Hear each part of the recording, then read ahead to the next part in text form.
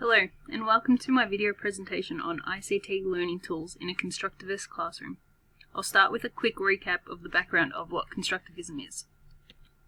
Jean Piaget's outlook on the theory of constructivism discusses that individuals construct knowledge and form meaning based upon their experiences.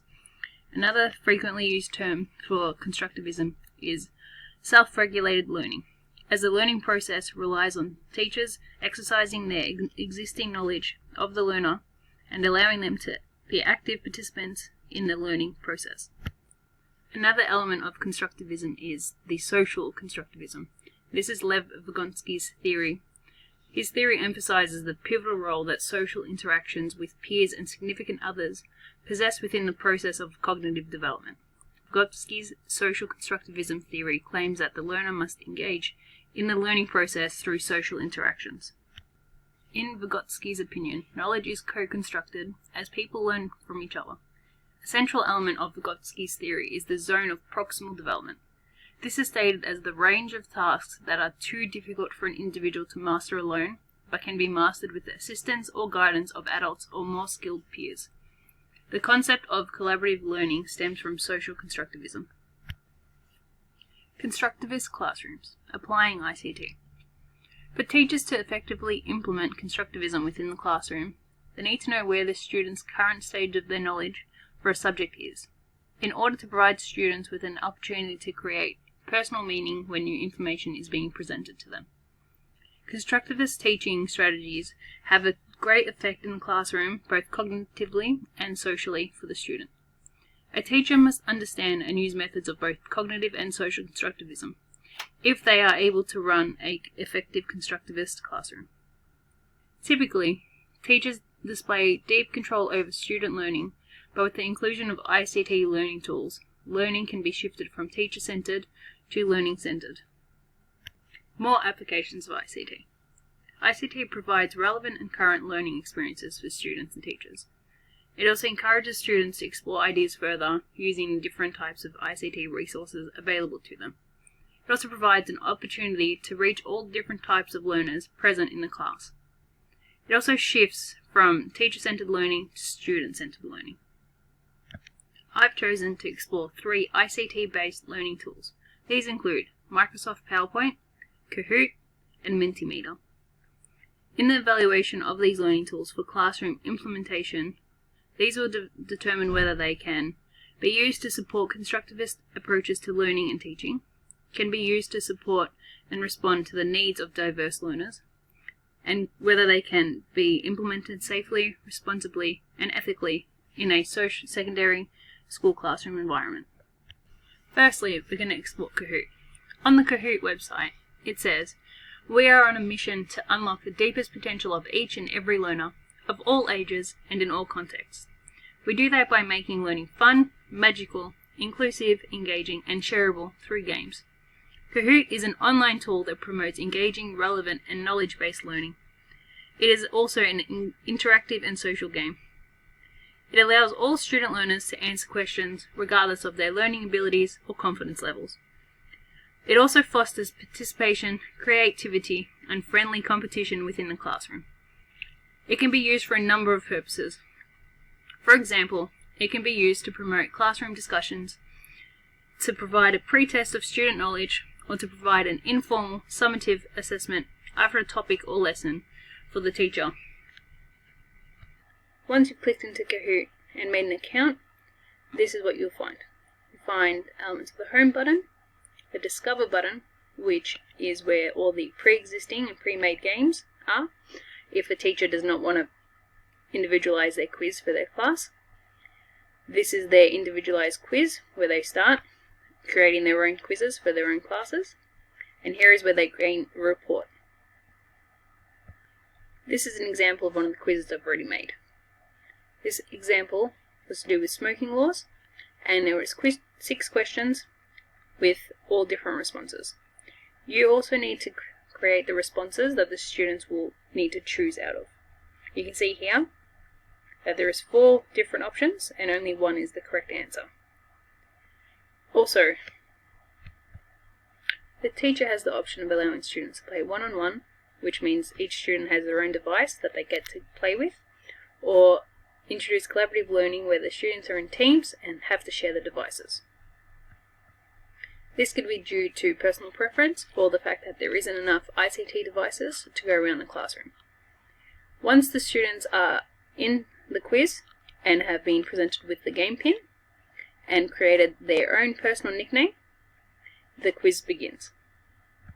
After each question, the students will be presented with the correct answer and those students who clicked on the correct answer. Also, after each question, there will be a podium of who has received the highest score, which was who has correctly answered the most questions. Some limitations of Kahoot can arise when it comes to the nickname creating phase of the game. This is where some students may get carried away and produce some inappropriate names to try and gain a laugh or two within the classroom. This is also where the teacher will need to take charge and make sure all the students stay on task. Another limitation of Kahoot can be the time restraints on answering the questions. Although this is decided by the teacher in the previous sections, this can still be a problem for some students as they might not be able to tap into the pre-existing knowledge of the questions within the 30-second limit, just to say, and might panic and choose the incorrect answer. With that noted, this should be used as an informal assessment tool as the students cannot be correctly assessed on whether they understand the information or not due to the time restrictions. The second learning tool we have is called Mentimeter. Mentimeter is an online tool that creates interactive presentations to engage students in learning. It's used to help students visualize their answers in real time to create a fun, interactive learning experience. It's used to assist teachers in analyzing their students' responses and carry on the lesson appropriately based on their needs. It also helps foster participation and creativity within the classroom.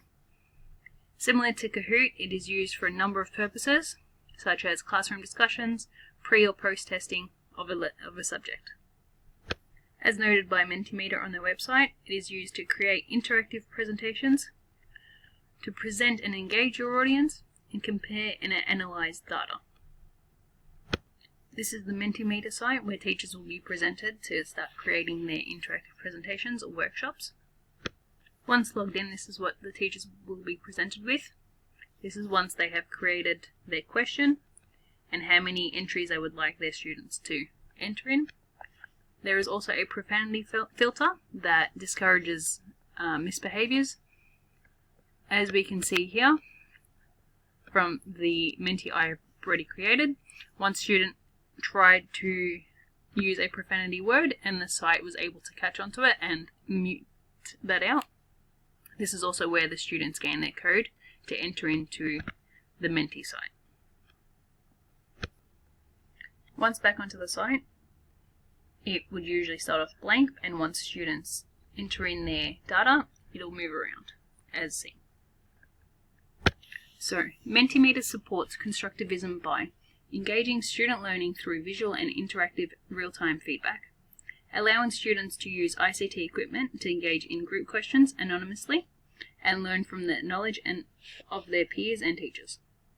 It also allows the teachers to gain responses from all the students regarding a particular question, regardless of their learning abilities and confidence. Also, as Kahoot, this may be used for pre-tests of existing knowledge, promoting class discussions, or finalizing up a subject or a topic. It also is used to eliminate the awkward silences in class when teachers pose a question and students refuse to answer. This could be due to a lack of confidence or a lack of knowledge. This interactive learning tool promotes elements of both cognitive and social constructivism. The last learning tool to be explored is Microsoft PowerPoint. PowerPoint is a slideshow presentation program that's part of the Microsoft Office suite of tools.